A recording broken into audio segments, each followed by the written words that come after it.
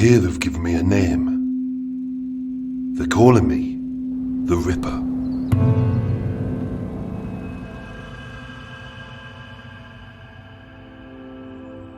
Within the space of a single year, Anthony John Hardy had murdered his first victim, evaded a lengthy custodial sentence, manipulated his detention in a psychiatric unit, and being declared not a danger to himself or others, he was released back into the community and to his flat at 4 Heartland. 6 weeks later, 2 more women would be dead, with their dismembered bodies scattered across Camden. Once he was nothing but an anonymous homeless drunk who was ignored, avoided, and abandoned. But now, his dark ambition to become a serial killer was complete. Unlike his eponymous East End hero, whose moniker is known the world over, Tony's infamy was yet to be cemented. He was a nobody who wanted to be a somebody. But to achieve it, the next step was out of his control. So who was Anthony Hardy? Was he a depressed alcoholic who was prone to manic episodes? Was his mental health real, imaginary, impossible to diagnose, or entirely fabricated to suit his needs? Was he a chancer who grabbed at opportunities, or a cunning manipulator with a long-term goal? Did his addictions make a monster? Did his isolation craft a killer? Or was his sadism always part of his personality? The truth about the Camden Ripper may never be known, even to himself, as he became a different person to different people at different times. But only by viewing this story from his perspective is it possible to see the 4 sides of the personality of Anthony Hardy: the alcoholic, the addict, the sadist, and the maniac. These are the 4 faces of the Camden Ripper. Part 4: Tony the Maniac.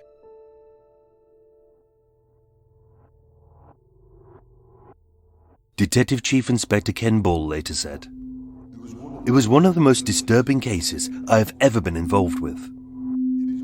It has always been the belief of the investigating team that a man in full possession of his mental faculties committed these murders.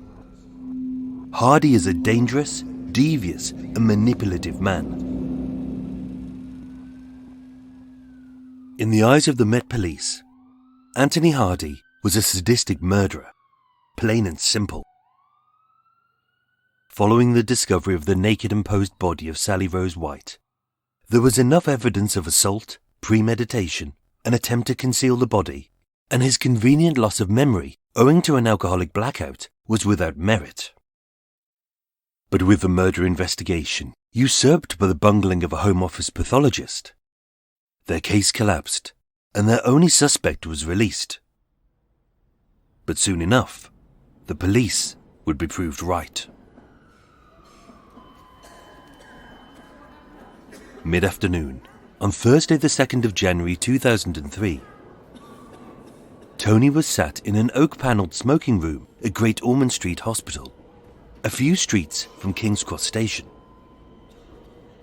Sprawled across a stiff wooden bench, wearing his shin-length coat, black NY cap, loud shirt and amusing socks, Tony smoked a ciggy as he perused the paper. His beard was gone, shaved to a ragged stubble, and although it was bitterly cold outside, with a persistently biting drizzle, inside the radiators were reassuringly warm and comforting. One of London's largest ever manhunts was underway. The police were patrolling the streets.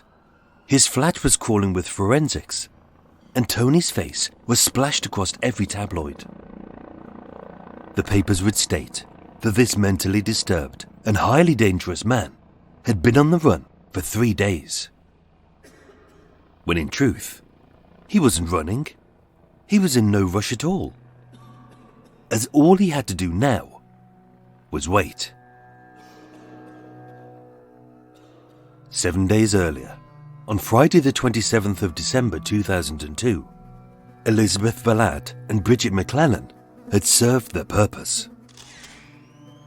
Their bodies were rotting, flies were swarming, and purge fluid was slowly leaking from their bloated corpses as their internal organs putrefied in the heat of this squalid little flat at 4 Hartland. A total of 44 sickeningly lurid photos were taken of both ladies, posed on the bed, lying naked with all holes gaping, as they fulfilled every facet of his sick, disturbing fantasy. Only with the redhead Bridget 3 days dead, and her porcelain skin mottled with a vivid hue of reds and blues, and Liz's one slender frame malformed by the warmth of decay into a purple bloated mess with slipping skin. For Tony, it was time to dispose of the evidence. Only this wasn't a race to cut and flush as much human meat as possible. This was slow and methodical for a very specific reason. In an advanced state of decomposition, both bodies were limp and easy to handle as he dragged them from the spare room into the white windowless bathroom. With the cold tap on and the plug out, the fluids were slowly drained. The bulk of the Friday he spent dismembering the bodies, with a small white hacksaw and 3 kitchen knives with differing blades. Some sharp for skin, some tough for bone, some jagged for sinew. But no bones were snapped in haste, as each cut was clean, as if performed by a professional butcher. But for Tony, this wasn't only about a sadistic gratification or the full physical control of a woman. Here, he was creating a myth. There are thousands of serial killers in history. Some are famous, some are forgotten, but very few are infamous. Having left 16 bits of limbs, torsos and heads to drain in the bath, at 8:04 p.m, he re-entered the Sainsbury's on Camden Road to buy more bin bags. Where he aroused no suspicion, he didn't disguise his face from the CCTV, and having made his purchase, he even remembered to collect his Nectar card points. The next day, with a roll of bin bags, a set of red-handled scissors and a reel of duct tape, each part was bagged and sealed in his more spacious spare room. He cleaned the bathroom so it was white once again, and then he showered, scrubbed his nails, and popped on some fresh clothes.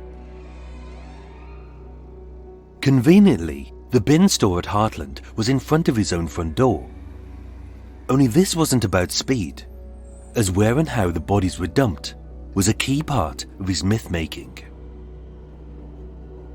At 2:08 p.m, on the corner of Plender Street and Camden Road, Tony dumped a large black bag filled with an upper torso, a right arm, a left arm and a foot into the bin.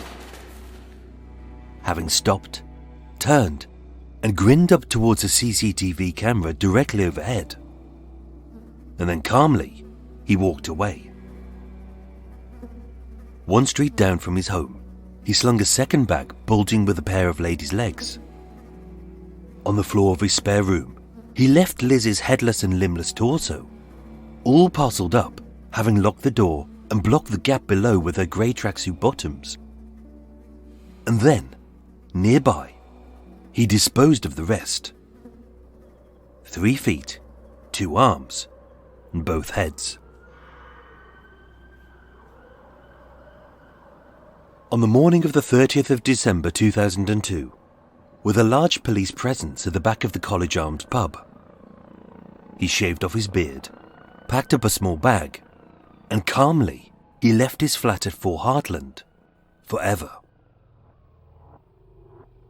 With 3 women dead, their bodies scattered, and his myth-making finally complete, as his infamy could never be guaranteed, Tony would have to wait, as the final piece of his legend was yet to be written. So where did the Camden Ripper begin? Well, his homicidal sadism didn't start with Sally Rose White, Elizabeth Selina Vallad, or Bridget Cathy Mcclellan. It actually began with his first victim, his wife.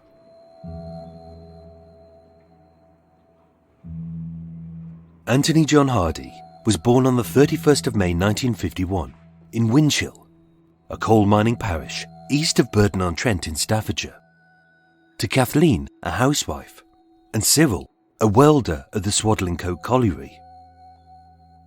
As the fourth youngest son, alongside Barry, Terry, Christine and Brian, it's unsurprising that, like most bullies, Tony would unwittingly model himself on those he feared the most, as his father was a large stout man with a short fuse, a furious temper, and a thirst for drinking women. Raised a Christian, as a boy, the seeds of this serial killer were sown, as Tony was quiet, bright and charming, but lacked empathy for anyone. From 1956 to 1970, Tony was schooled at Abbotsbane Grammar in Winchell, where he fostered a love of girls, a passion for mechanics, and a deep desire to flee his working-class roots. And although he could be chatty and pleasant to his fellow pupils, he despised his teachers, often dismissing their questions with a vacant look, very few words, and a need to feel superior over these authority figures. Gifted with practical hands and a methodical mind, from 1970 to 73, Tony studied engineering at Imperial College in Kensington, West London, where Tony met and fell in love with 22-year-old Judith Dwight. To Judith, having fallen for a tall, well-built man who was described as a perfect gentleman, in the spring of 1972, they married at Westminster Registry Office. In 1975, they moved to Bury St Edmunds in Suffolk, where Tony worked as a factory engineer for British Sugar, Judith as a secretary, and their 4 children, Sam, Ben, Emma and Tom, soon followed. In 1978, with Tony offered a great opportunity, the family uprooted to Hobart in Tasmania. But struggling to cope with the stresses of life, he smoked, he drank, he womanized, and the sadistic seeds of a fledgling serial killer began to spawn. Described as like a Jekyll and Hyde, for Judith, it was like living with 2 different husbands. As swinging wildly from high manias to low depressions, violent outbursts to utter blankness, Tony's mood was unpredictable. To curb it, he drank heavier, had many affairs, used sex workers, and yet to be diagnosed with onset diabetes. His unruly erections required harder sex to maintain his large libido. Losing his job, for the sake and safety of their marriage and children, Judith got Tony to see a doctor. But as his anger and mania grew, being misdiagnosed, he was incorrectly prescribed with antidepressants. It was then that, being neither drunk, low or elated, Tony would plan and execute his first murder.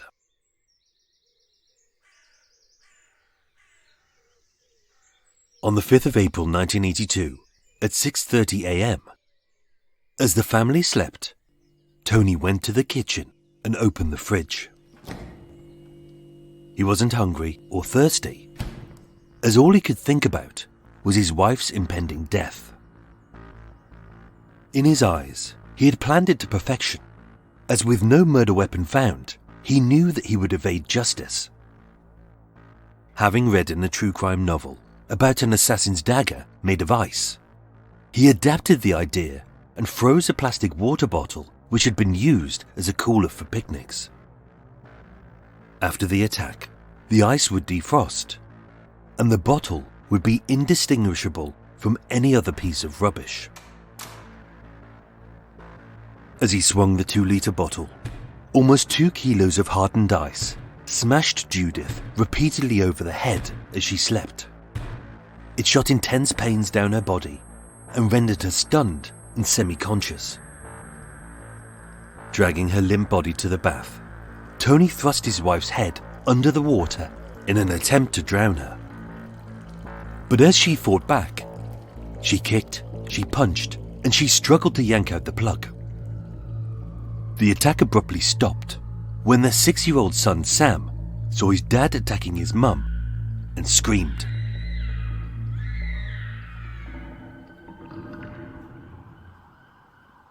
Judith was taken to hospital with cuts, bruises and shock.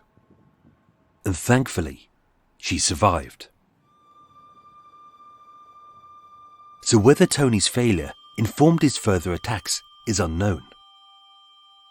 Did the sound of his neighbour's bath at Heartland trigger a manic flashback?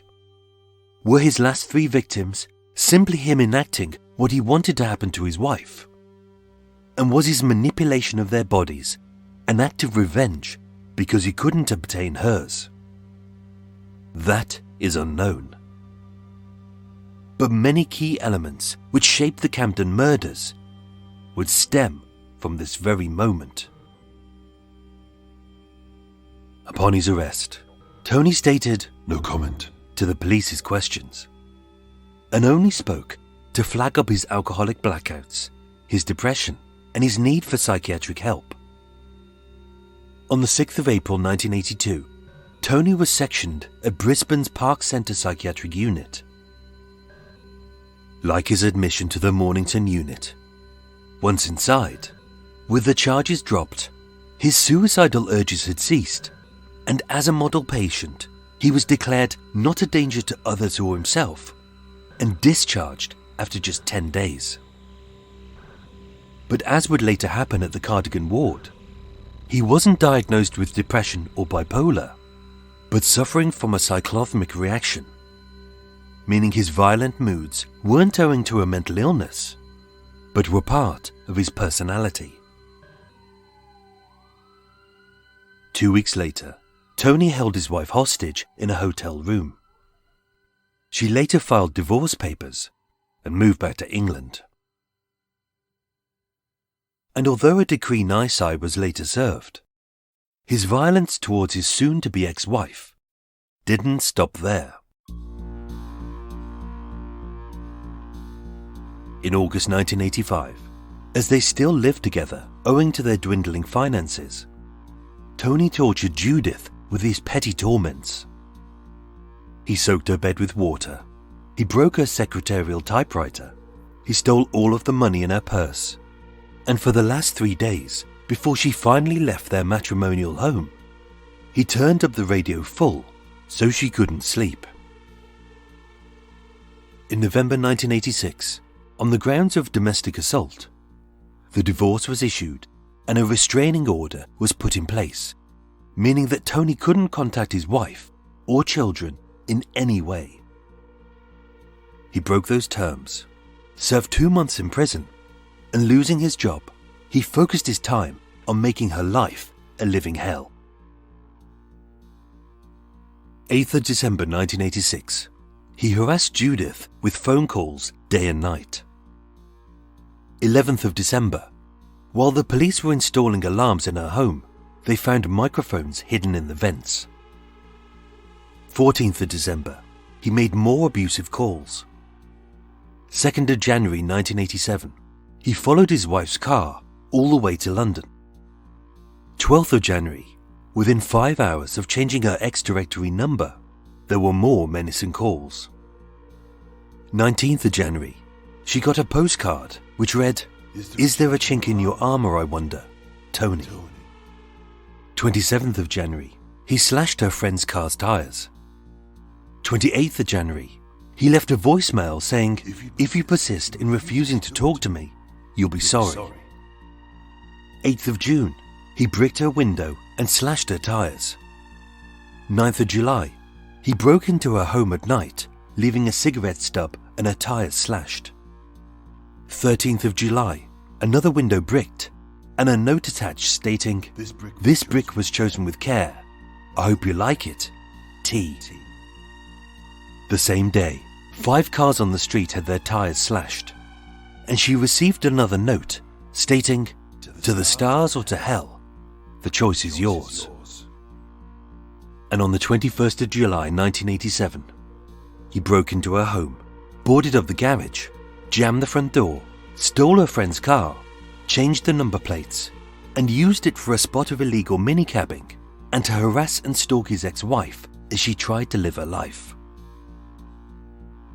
On the 16th of September 1987, he was sentenced to 1 year in prison for contempt of court, having ignored the restraining order. While on remand in Norwich Prison for car theft, a psychiatrist for the Norwich Clinic assessed Tony and found no evidence of major mental illness, and that his violence towards his ex-wife resulted from an intractable personality trait. Meaning, he wasn't mentally ill. This was part of who he was.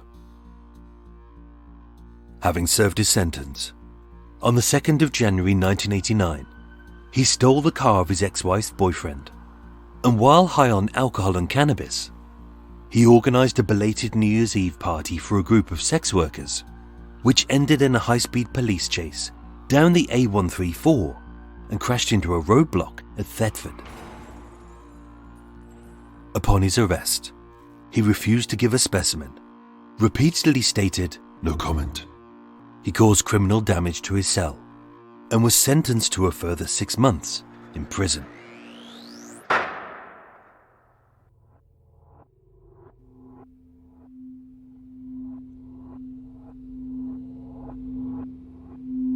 Hello. My name is Tony, and I'm an alcoholic. And this was where we began. In the summer of 1989, as Tony drove his battered Ford Sierra through the back streets of King's Cross. Within a year, he was unemployed, homeless, and diabetic. Over the next 13 years, he was arrested, evicted, and sectioned on countless occasions. And having nothing of his own, he had learned to manipulate the system to get exactly what he wanted. Whether a bed, a meal, an income, a flat, or the freedom to walk the streets, having got away with murder. With 3 women dead, their bodies scattered, and his myth-making finally complete. As his infamy could never be guaranteed, Tony would have to wait, as the final piece of his legend was yet to be written.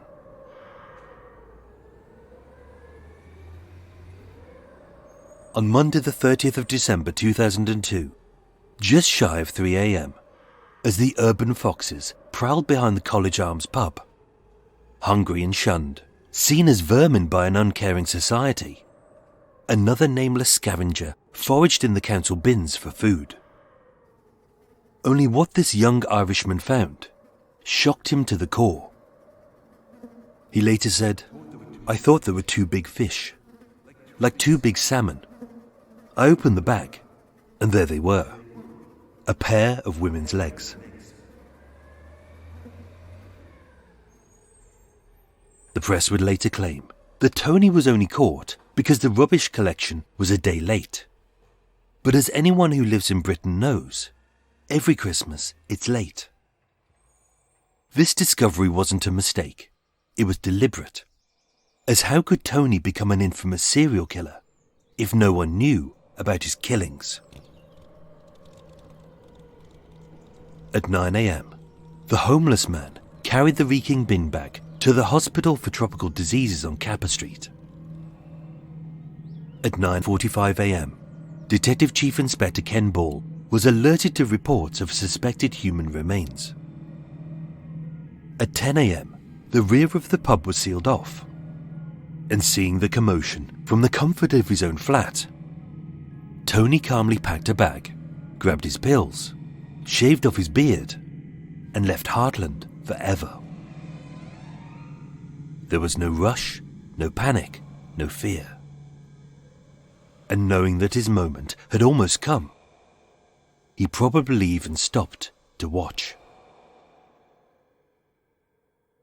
At 11 a.m, at St Pancras Mortuary, an autopsy by Dr. Freddie Patel confirmed their worst fears. The legs were human, female, recently dismembered, and more than likely they belonged to more than one woman. A murder investigation was set up.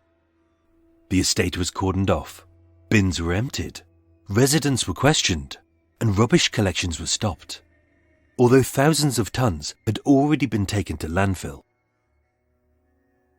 No other body parts were initially found, but when the neighbours were asked, the same name kept cropping up.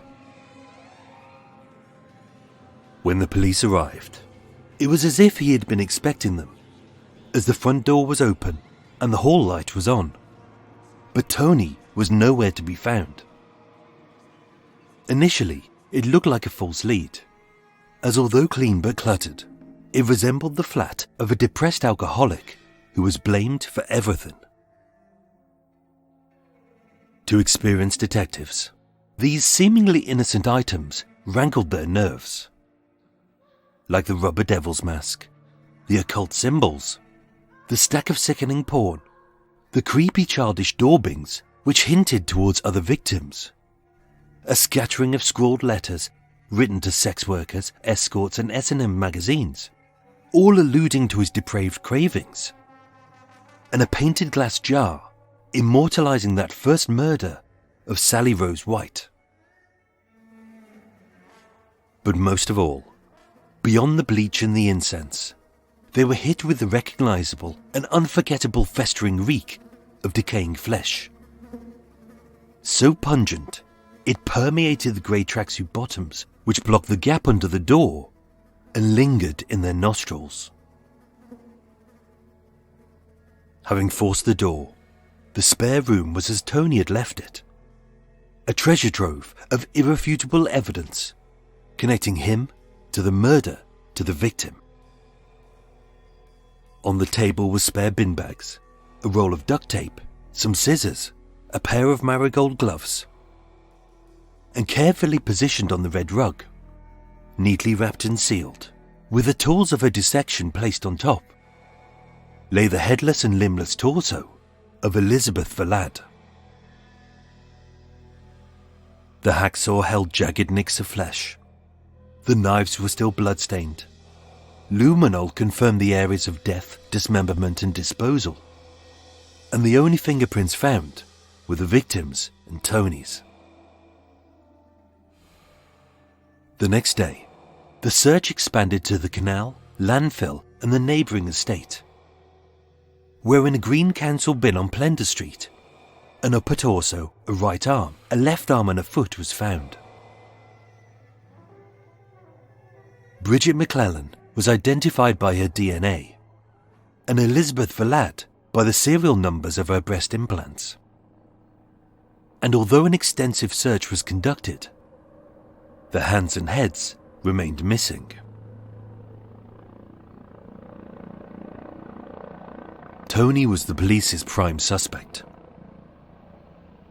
With one of London's largest manhunts set up, the newspapers were given his photo and description, and knowing his reliance on medication for his depression and diabetes, some pancreas and St. Luke's hospitals were alerted, but they had already missed him.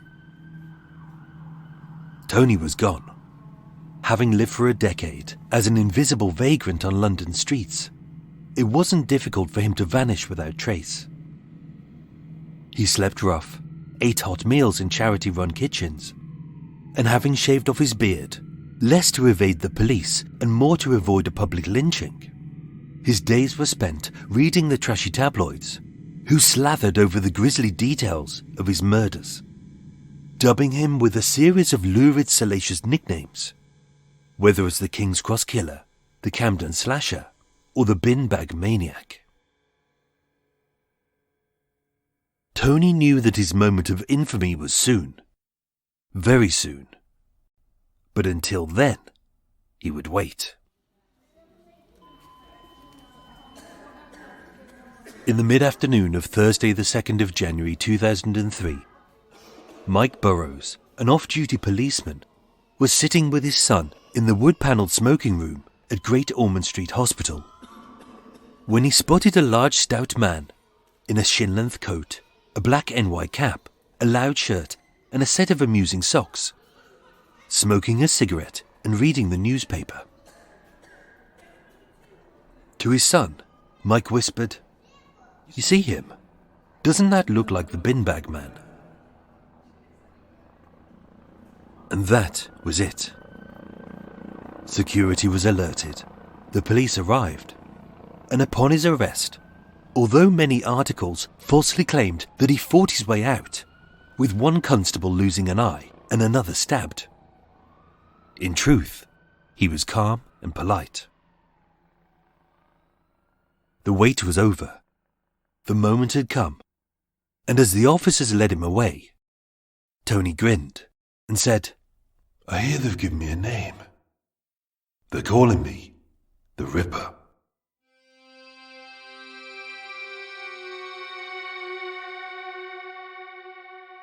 Taken to Colindale Police Station and questioned by DS Alan Bostock and DCI Ken Ball, their evidence against him was irrefutable, but their focus was more humane. When the DCI asked, "I want to recover the heads, not for me, for the families. What can you do for me, Tony?" Being a sadist, with a hatred of authority and a need to furnish his myth, as he did with every question, Tony replied, No comment. On Tuesday the 25th of November 2003, at the Old Bailey, 52-year-old Anthony John Hardy pleaded guilty to the brutal murders of Sally Rose White, Elizabeth Selina Vallad and Bridget Kathy Mcclellan, and was sentenced to 3 life sentences. In May 2010, this was extended to a whole life tariff. No one knows why he pleaded guilty. It's unlikely he did it to spare the families the agony of hearing the evidence. More likely is that with an insatiable press perched in the gallery, he knew that the little they heard, the moral mystique would surround this infamous British serial killer known as the Camden Ripper. Very little was written about this case, and although the supposedly accidental death of Sally Rose White was overruled and the pathologist Dr. Freddie Patel was dismissed, the most conclusive public review of this case was into the treatment of Anthony Hardy as a mental health patient under the care of Camden Council. Held at Broadmoor Psychiatric Prison and later transferred to HMP Frankland, he sought a biographer to write his story. He asked Christie's to auction off his macabre souvenirs, and he even requested that his clothes should be sent to Madame Tussauds so his effigy could stand in the Chamber of Horrors next to Dr. Crippen and Reg Christie. On the 26th of November 2020, Anthony John Hardy died of sepsis in prison. His face is hardly known. His crimes are rarely discussed. There are very few biographies in his name. And having died just 2 weeks earlier, his demise was usurped by a vastly more infamous serial killer, the Yorkshire Ripper. So as much as he craved infamy, dead or alive, the Camden Ripper has almost been forgotten.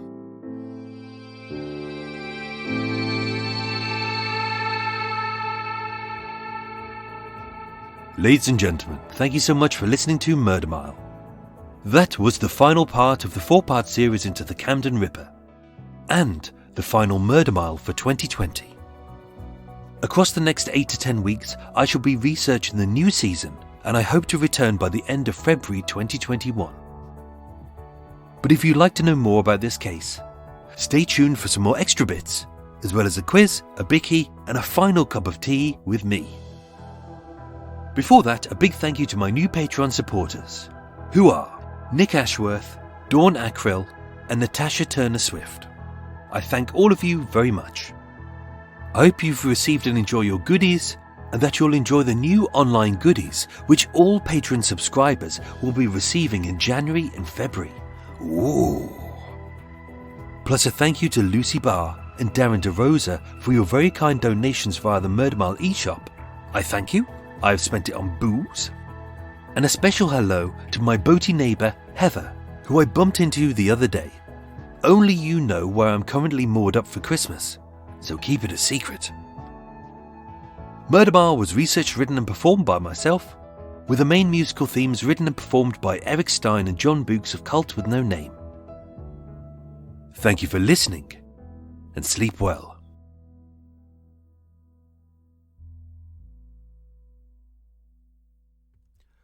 That wasn't too bad. That wasn't as bad as I thought. Good. Fabrice is back. Oh, stretch. Oh, there we go.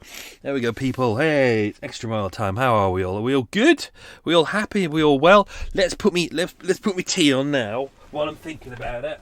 Cord in, maybe. Yeah, let's just open up a. Oh, there we go.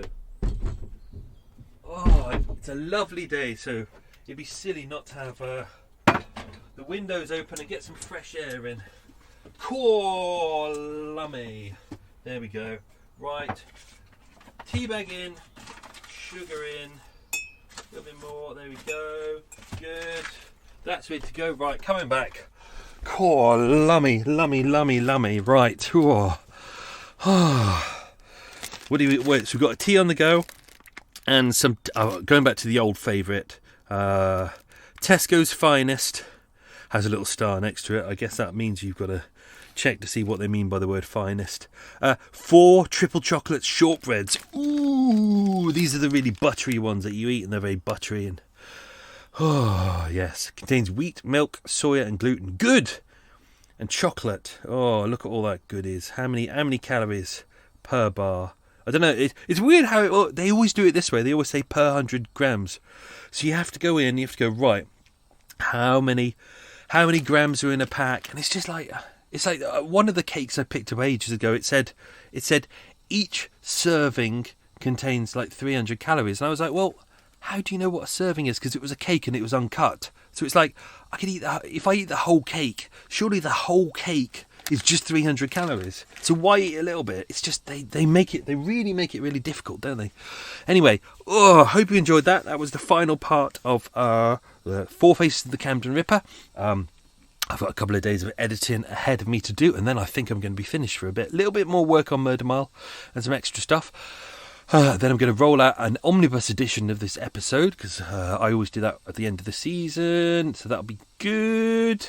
As mentioned, January, February coming up. Obviously, I've got no cases to kind of report on, but for everyone who is a Patreon subscriber, over January and February, when Murder Mile is offline, I'll be doing some interesting stuff. So I'm not too sure what I'm going to do, but there'll be lots of stuff every week to keep you entertained. So whether I do some weekly Q&As or some live chats, there'll be some extra videos of stuff which you'll never see anywhere else. Lots of new goodies. Obviously, an advanced preview of all the cases coming up. I'll be doing some videos at the National Archives, kind of doing my daily chats where I go, this is what I'm working on today. I might do some Ask Me Anything questions. So there'll be some interesting stuff on there. So if you are interested, you can sign up. You can support Murder Mile by Patreon. This is I started off as something I thought just a bit of fun, but it's actually, given the way the year has gone, it's actually become kind of my main income now, so it's kind of become quite important. But for as little as $3 a month, or in real money, that's £2, probably less than £2, you can support Murder Mile, but you get loads of goodies every week. And for everyone who subscribes $3 and above, which is nothing, I send you, it's worth about £5 in total, all the cost of it, or it's worth about £8 if you're somewhere else, because I have to post it miles away. But it's a lovely little thank you card full of goodies and all the exclusive kind of fridge magnets and badges and stuff like that I'll send you as well. So that's all good. Just doing my water. There we go. Pop that in, let the tea brew.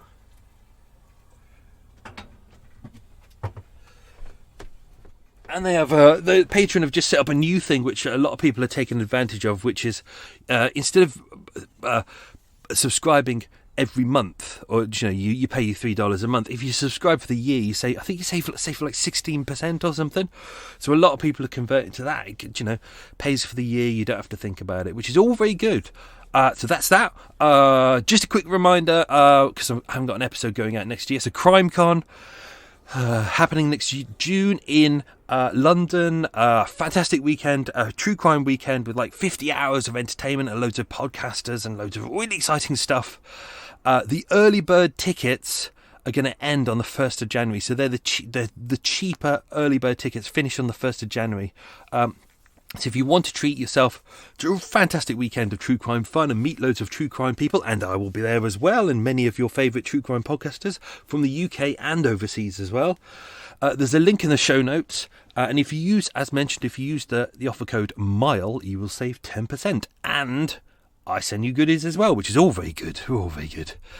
What's happening at the moment? I'm stocking up on my Christmas booze, ready for Christmas, which is all very good. So I've in my bow, the stern, just above the engine, which is always very quiet, cold up there.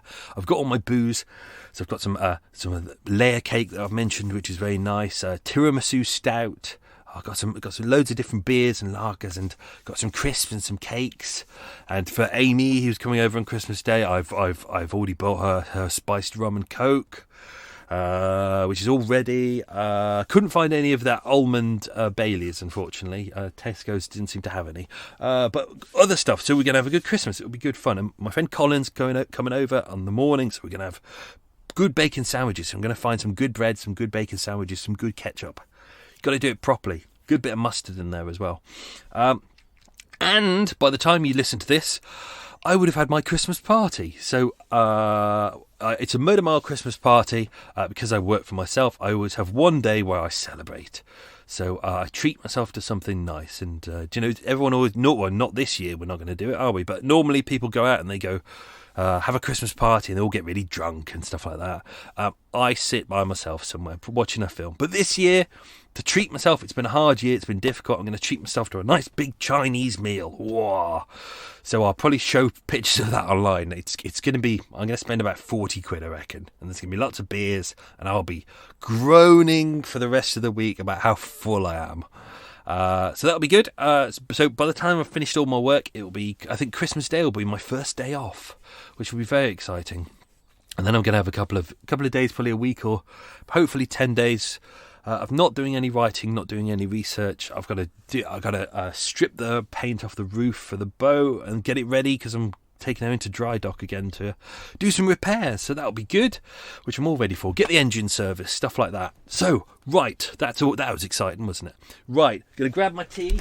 Just knock the thingy. Right. Stirry. Get the bag out. Oops. Right.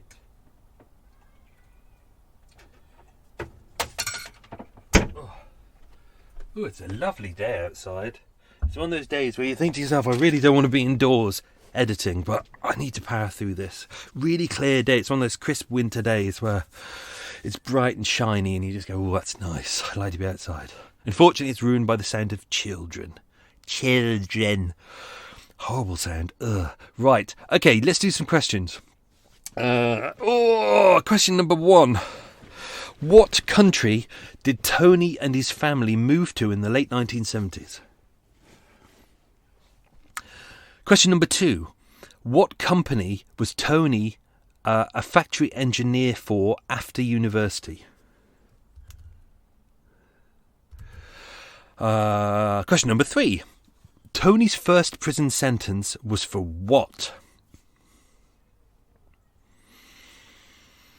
Question number 4. The Park Centre Psychiatric Unit was in which city? Is that a city or is it a state? Not too sure. Should have checked that. Question 5. Tony was raised where? East of Burton-on-Trent. Unfortunately, I can't call it a town because it's not a town. It's not really a village either. It's regarded as a settlement, which is why I can't... Because Burton-on-Trent is a town, but Tony was raised where? East of Burton-on-Trent. It makes it very difficult when you can't name places. Question 6. Name Tony's siblings. There were 4, so name Tony's siblings. Question 7. What were Tony's various nicknames by the press before he became the Camden Ripper? Question 8. What did Tony remember to do when he bought the bin bags in Sainsbury's? When he when he purchased the bin bags in Sainsbury's. What did Tony remember to do when he purchased the bin bags in Sainsbury's? Question number 9. Following his arrest at Great Ormond Street Hospital, which police station was Tony taken to? Oh, bless you. Someone coughed or sneezed. Coronavirus. 10. Question 10. At the back of the College Arms pub, what did the homeless man think the 2 legs were? Right. Let's dive into some extra details. Obviously, this was quite a full episode and there's lots of details that I put in there. So let's go over some stuff that I may have kind of not been able to do fully in this episode. Unfortunately, when you're going through stuff, sometimes, like when you're writing or editing it, sometimes you just think there's too much. People don't need to know everything, every single detail. There's quite a few articles out there which are just dull because it's just drenched in detail. So what I try and do is give you just the right amount so you don't get bored. Because sometimes I go through these case files and I'm just like, I am bored to death. So it's about making it consistent and flow nicely, and it's right. So anyway, let's go through the stuff about Tony threatening his wife. So, as mentioned, they were just in the process of getting divorced. This was 22nd of August 1985. As mentioned, he had saturated the bed with water, so she ended up having to sleep on the floor. He stopped her being able to work. She was a secretary at the time. He pulled out the fuse out of her typewriter. He took out all the money out of her bag. I didn't put this in the episode because I couldn't quite make it work, but he went to her calendar and put a big red circle around the date of the 13th of October, which would have been about 6-7 weeks away, and he wrote the letters KL. And no one really knows what that means. That same night, when she went to bed, he had left a Halloween mask under her covers. As mentioned, he's got a real fascination with the occult, and as mentioned in the story, he used the Red Devils in that mask. We don't know whether it was the same Red Devils mask or what. Around that same time, he had a girlfriend. We don't know the name of the girlfriend. But during that month, he continued to take his kids away for weekends, and he'd keep them up late. They were only young. He'd keep them up late, forcing them to stay up until like 3:30 a.m. at a barbecue. And he was proven to be not a particularly good dad. 9th of September, he took a ladder from his neighbour's garden to climb through her bedroom window.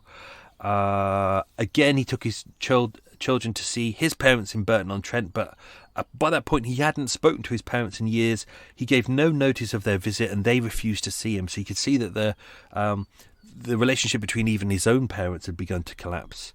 As mentioned, 3 days before she moved out of the matrimonial home, he was turning up the radio really loud so she couldn't sleep.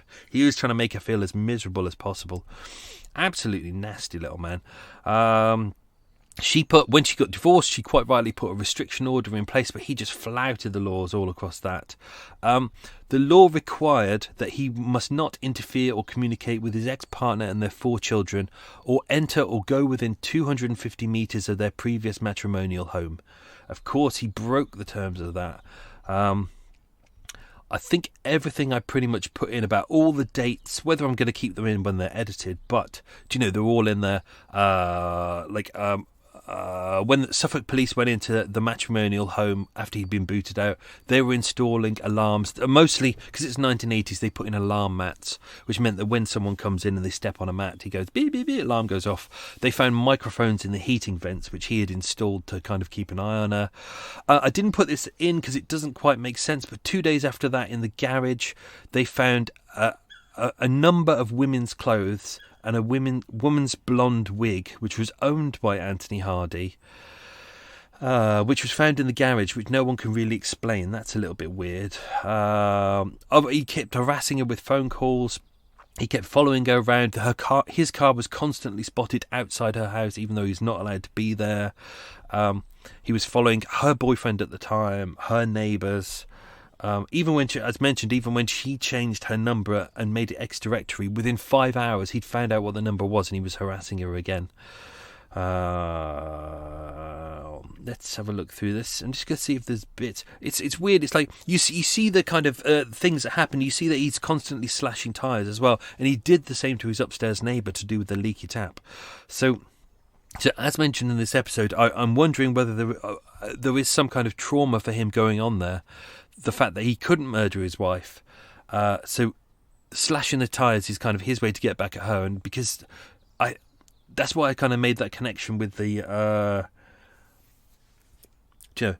attempt to murder his wife in the bath, the leaking bath of the upstairs neighbour, the slashing of his wife's tyres, the slashing of his neighbour's tyres. There seems to be a lot of connection with things like that. And there seems to be because he can't get back at his wife, he seems to be attacking everyone else for that. What else was there? We've got his first criminal sentence there, which I'm not going to mention because that's one of the questions. See, I'm doing well. Now, this was interesting. So, when he was on remand at Norwich Prison for car theft, at the request of the criminal defence solicitors, he was seen by a consultant forensic psychiatrist from the Norwich Clinic, which is a regional secure unit in Norwich. The doctor's assessment on interviewing Anthony Hardy was that he could find no evidence of major mental illness. This is mentioned in the episode. In his opinion, Mr. Hardy is offending, and his continuing violent and threatening behaviour towards his ex-wife resulted from a personality trait which was firmly based and was likely to be intractable. So again, this is the same diagnosis as back when he was arrested for the murder of his wife. Is that they said, it comes across as a mental illness, but it's not a mental illness. This is his personality. It's all these mood swings. I think they said the cyclothymic reaction, which they said, this is not his mental illness taking over. This is who he is. This is what he is as a person. And even actually Judith, his wife, gave an interview years later, and her exact words were, "He's bad, not mad." And I think that perfectly sums it up. He's bad, not mad. That's exactly who he was. Although he was able to play the mental health card, he was able to come across as a victim. He used his homelessness, his alcoholism. Maybe they informed on that as well, but who knows? As mentioned, 2nd of January 1989, this was interesting. He stole his ex-wife's boyfriend's car. He claimed that he wanted to test drive the car, and he was planning to buy it. He copied the keys. He later stole it, and he started using that car for illegal minicabbing. As mentioned, he changed the license plates as well. For some reason, he decided he'd fallen into the company of a lot of kind of prostitutes and heroin users at the time. Unknown whether he was using heroin at the time. We know that he used cannabis and alcohol. And as mentioned, he decided to hold a belated New Year's Eve party for them. And that's where it all went a bit weird. He got absolutely mashed off his face. Threw a large stone through her window of her house. And then he went on a bit of a high-speed police chase. The police set up a roadblock in Thetford, which is just north of Bury St Edmunds, on the A134. They chased him down a dual carriageway at great speed. He eventually lost control of the car and crashed. He was said to be in a drunken state on arrest and refused to provide any details or specimens. And as always, he mentioned no comment, which he seems to do a lot. Again, I didn't put this in, but again, after this sentence, he was reassessed by the Norwich Clinic, by the clinical psychiatrist, and again they came up with the same thing, that most violence has been associated with mania and alcohol intoxication.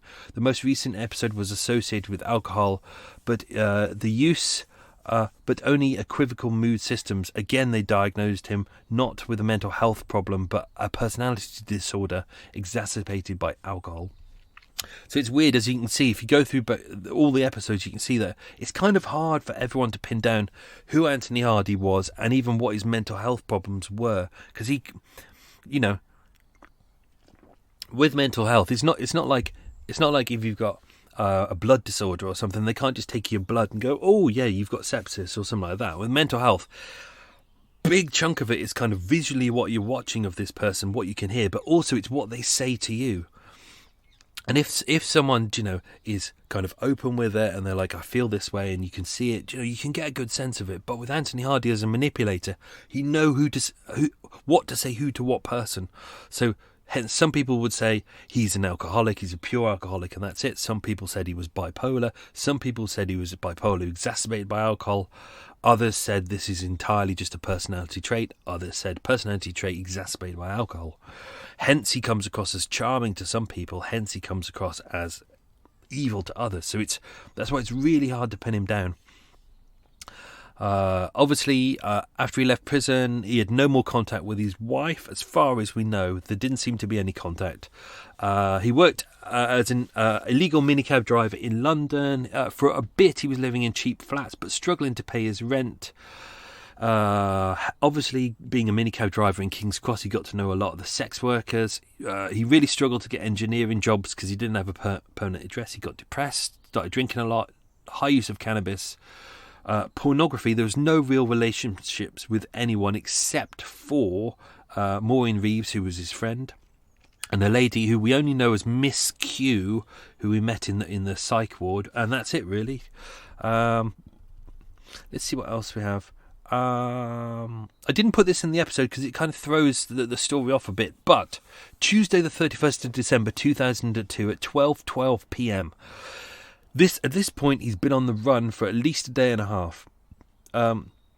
So he had 2 rolls of films developed. This is, don't forget, 2002, so digital cameras weren't massive then. We were still in the old celluloid days. So he had 44 photos in total, showing Bridget and Liz on the bed wearing the masks. Now, because they were wearing masks, probably badly shot, badly lit, it's legal for you to go in, pictures of naked people, as long as it's not hardcore porn, as long as it's not too graphic, as long as you can say, yep, these are 2 consenting adults, it's not really a problem to get them developed. Now, he went into his local shop, and the local guy was like, what's on the photos? And he was like, a little bit of porn. And he's like, I can't touch it.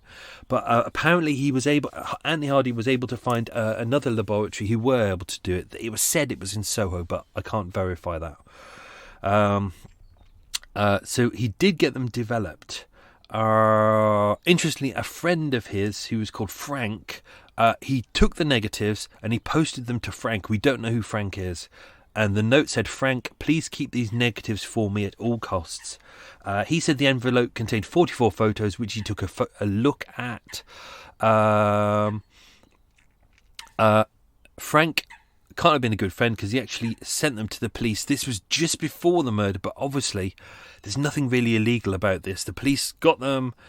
They're pornographic. The ladies are wearing a mask. You can't prove that they're dead. They probably don't look dead.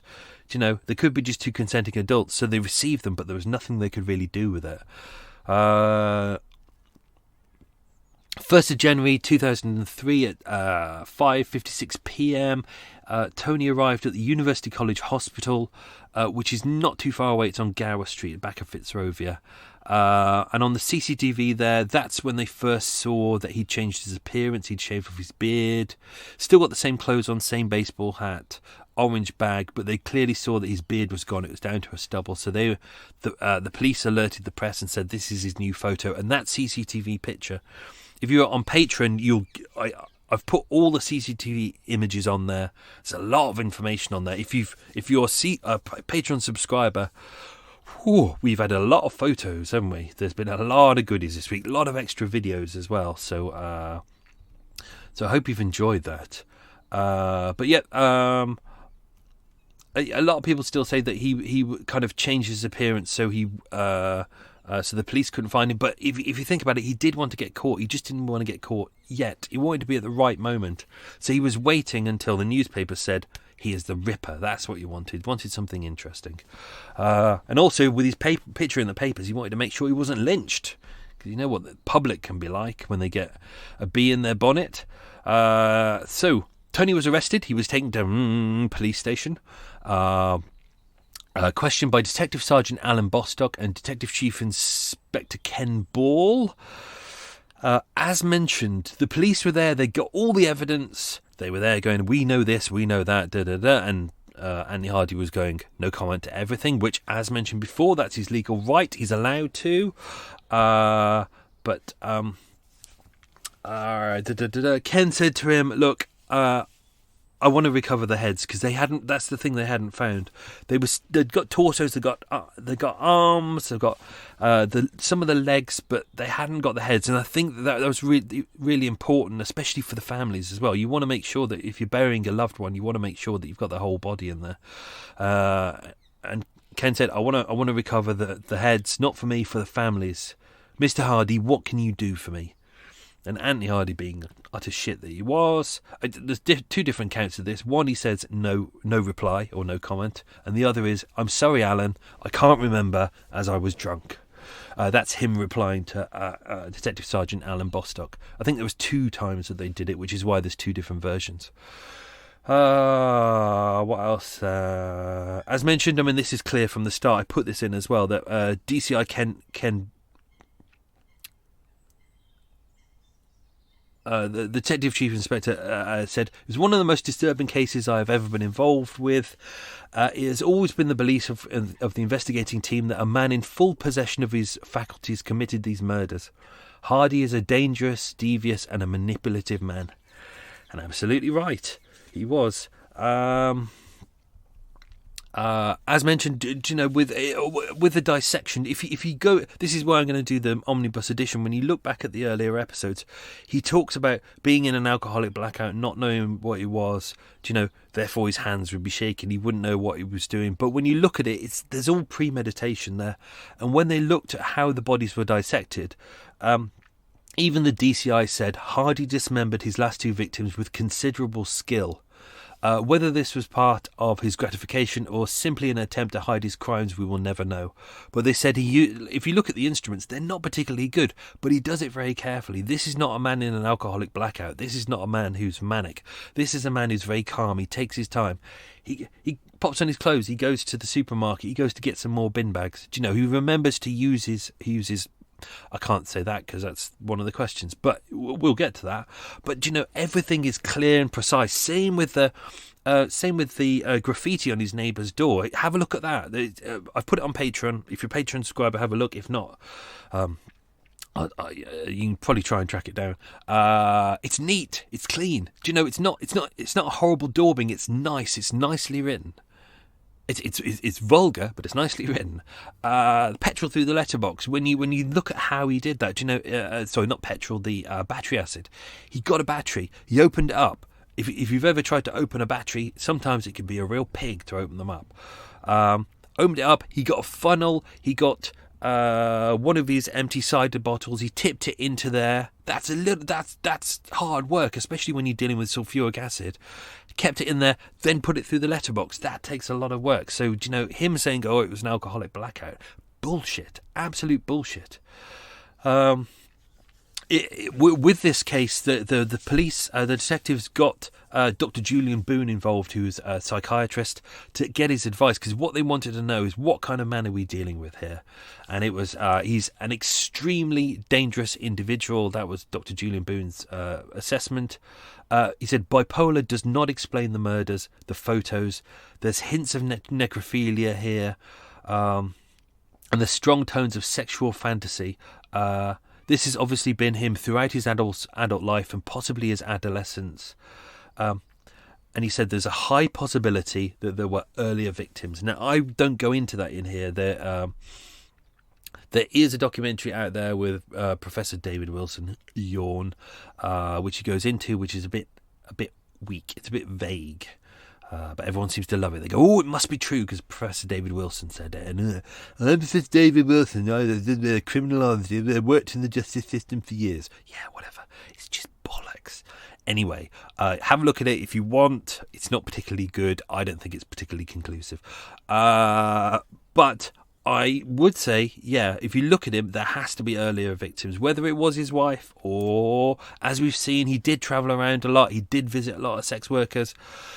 There's lots of rapes that occurred and assaults. So I absolutely agree. I think it's highly likely that there's possibly more murders, or possibly more attempted murders, I would say, because there seem to be a need for him to become a serial killer by this point. There seems to be an escalation and a desperation. What else have we got? We got the trial. This was interesting. When he went to trial, on day one he changed his plea. He was not guiltying it all the way through, and then on the day he just went guilty. And it's like, oh, okay, so everyone had already got all their evidence together, and then it was like, no guilty, not guilty. I mean, he didn't have to give any evidence himself, but this would be that, the prosecution would be bringing forward the evidence. But because he said guilty, no one had to give evidence. Basically, they just had to go there to check everyone was okay with this and go straight to sentencing. Which meant that a lot of the details haven't been brought forward. The police have all the details, but obviously they don't have to release it. There was no public inquiry into it, as Liz's family had requested. That was denied. There was a review into Dr. Freddie Patel and his bungling of the autopsy, which was the reason why the murder of Sally Rose White was seen as an accidental death. He has since been dismissed. I think he was dismissed in 2005, so a long time ago.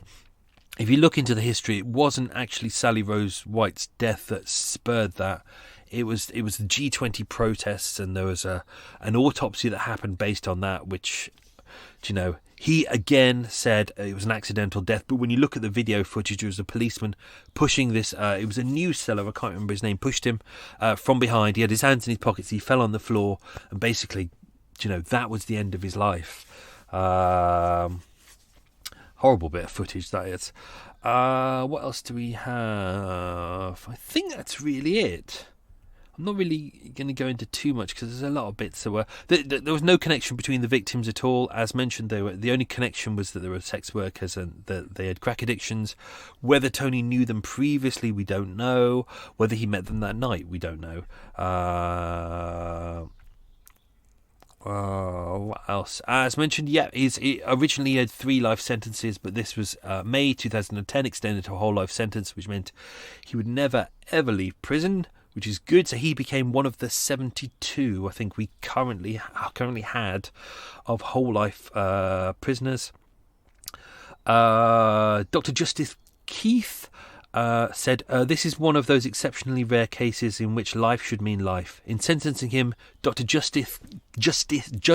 Mr. Justice Keith said, only you know for sure how your victims met their deaths, but the unspeakable indignities to which you subjected their bodies of your last 2 victims in order to satisfy your depraved and perverted needs are in no doubt. I have decided that Hardy should never be released from prison. Which is what he said. So he got a whole life order. Obviously, he didn't live that long. I think he was 68 when he died, Anthony Hardy. I haven't written it down, but if I'm not mistaken. What else do we have? There was an independent review into Dr. Freddie Patel's work. Obviously, as mentioned in episode 1, the police right off the bat were like, this is not an accidental death. What are you talking about? But the police are stymied by this. They can't do anything. They need the pathologist to say, yes. Like, if you look at this case as we've just done, they got the legs. They took it straight to the pathologist. The pathologist said, yes, this is a wrongful death. Therefore, a murder case can be established. The police can't just go, oh yeah, let's set up a murder case. Yeah, let's do that. You need a pathologist to say, yes, you can go forward with this. But because Freddie Pastel turned around and went, it's an accidental death, there's nothing they could do. There's a really good documentary out there. I think it's called The Hunt for the Camden Ripper.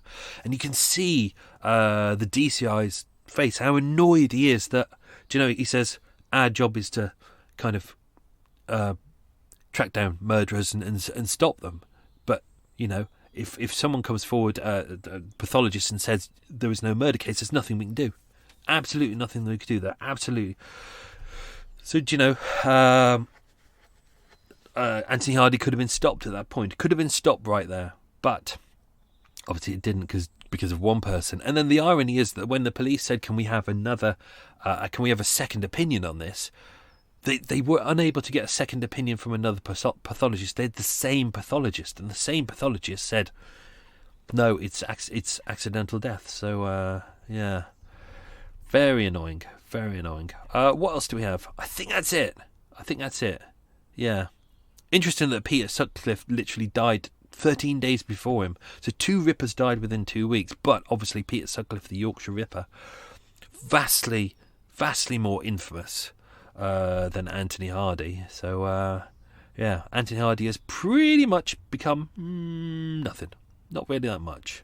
Very few people know about him. And in fact, when he did die, there was a couple of articles out there, but really people didn't give a shit. It's like the steam had gone out of everything, and the air had gone out of everything, because they'd already gone, oh, do you know Yorkshire Ripper's dead? Everyone had gone, oh, good riddance. But when it came to Anthony Hardy, they were like, who? Oh, anyway. Right, okay, let's do the answer to the questions. Get ready. Whoa. Question number 1, slurp of tea. Oh, yeah, it's going a bit cold. Question number 1. Which country did Tony and his family move to in the late 1970s? It was Tasmania. Question number 2. What company was Tony a factory engineer at after university? It was British Sugar. There is a factory still in Bury St Edmunds, which is why they moved to Bury St Edmunds. Question number 3. Tony's first prison sentence was for what? It was for contempt of court, because he violated the restraining order. Question number 4.